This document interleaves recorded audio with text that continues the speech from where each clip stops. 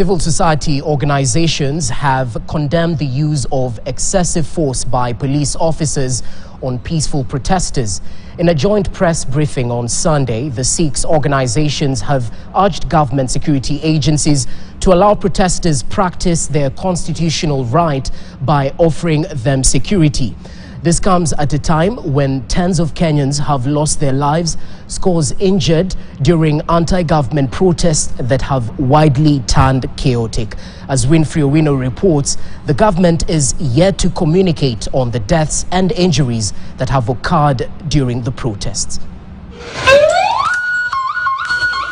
Ambulance sirens, distress calls, injuries and even deaths is what stands out for anti-government protesters countrywide. Last Friday, a man was shot dead during demonstrations in Makueni County.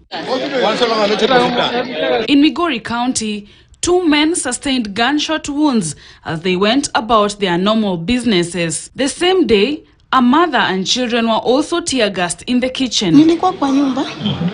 Alafu nilikuwa nataka kutoa chai, niliweka chai kwa gasi. Sasa watoto nilikuwa nayo kwa nyumba. Nimesikia mlango kustuka hivi. Giza imejaa kwa nyumba. Sisi kama wananchi bado hatujachoka. Tutaendelea mbele mpaka ile mambo ambayo tunataka irekebishwe lazima iwe halali. Umechukua vijana eti ni mapolisi umeleta kuua watu.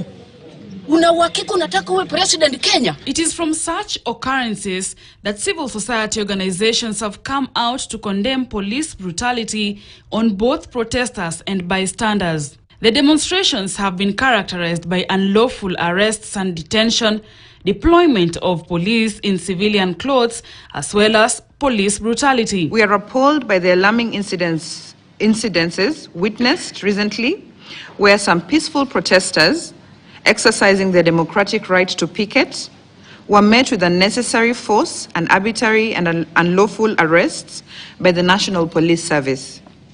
It is disheartening to witness such actions in a country that prides itself on upholding principles of human rights and freedom of speech. Late last week, National Council of Churches in Kenya and other human rights groups condemned police brutality on protesters. They also urged President Ruto to bring down the cost of living by repealing the Finance Act of 2023 and urged Raila Odinga to call off the demonstrations. We are extremely concerned by the level of violence witnessed in our country in the recent demonstrations.